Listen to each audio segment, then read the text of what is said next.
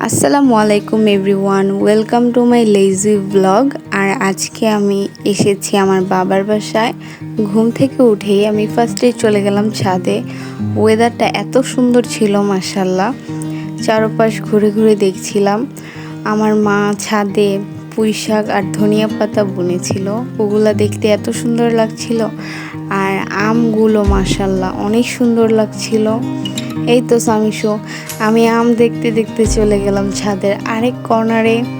আর আমি যখন বাবার বাড়িতে আসি তখন আশেপাশে প্রকৃতিক সব কিছু দেখে আমার কাছে মনে হয় কোনো গ্রামীণ পরিবেশে চলে আসছি। যাই হোক, সব কিছু মিলিয়ে আলহামদুলিল্লাহ অনেক ভালো লাগে আমার।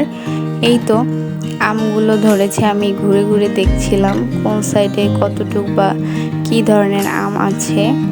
আম আজকে পেড়ে আমরা সবাই মিলে খাবো, তার জন্য আমি আম দেখতে এসেছি ছাদে।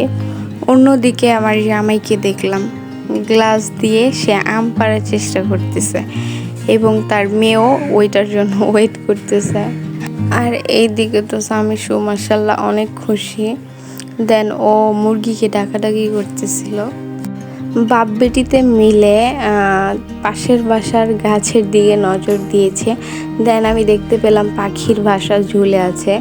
এই তো এই যে একটা আম দেখা যাচ্ছে, আর এই গাছের আমগুলা মাশাল্লাহ খেতে এত মজা, কাছ মিঠা যেটাকে বলে।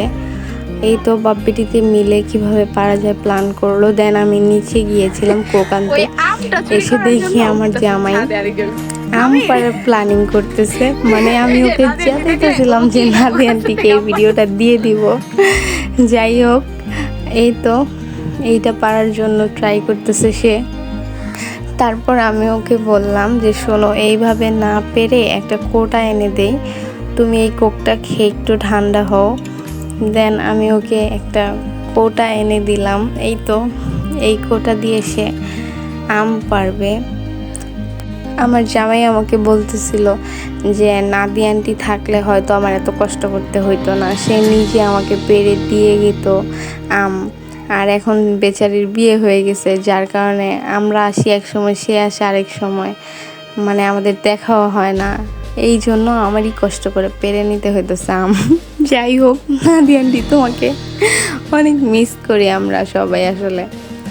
দেন এই তো আমটা পারতেছিল না। দেন আমি ওকে বলতেছিলাম এত জোরে টান দিও না, ওই পাশে পড়ে যেতে পারে। আর ও আমার কথা শুনেই নাই।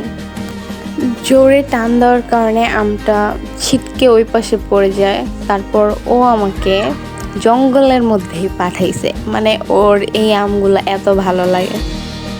যাই হোক, এই গাছের থেকে একটা আম পেড়েছি আমরা, আর আমাদের গাছের থেকে পেড়েছি আম। ওই দুইটা নিয়ে আসলে ফোনের মধ্যে অনেক ছোট দেখা যাইতেছে, আমগুলা মাশাআল্লাহ অনেক বড় ছিল। তারপর এই দুইটা নিয়ে আমি ভালো মতো ওয়াশ করে কেটে দেন আমরা সবাই মিলে বিট লবণ দিয়ে আমগুলো অনেক মজা করে খাইছি। আম খেয়ে সামিশুর রিয়াকশনটা মাশাআল্লাহ। আর এই গরমে এরকম চুকা মিঠা আম খেতে আমাদের সবারই অনেক ভালো লাগে। আর সামিশু মাশাআল্লাহ সবাইকে দিয়ে খায়, আর ওর এই গুণটা আমার অনেক অনেক ভালো লাগে আলহামদুলিল্লাহ। আল্লাহ ওকে সঠিক জ্ঞান দান করুক, বুদ্ধিজীবী বানাক। সবাই ওর জন্য দোয়া করবেন। আজকের ব্লগটা এই পর্যন্তই। সবাই ভালো থাকবেন, সুস্থ থাকবেন। আমার চ্যানেলটাকে, পেজটাকে লাইক সাবস্ক্রাইব করে দিবেন। আল্লাহ হাফেজ।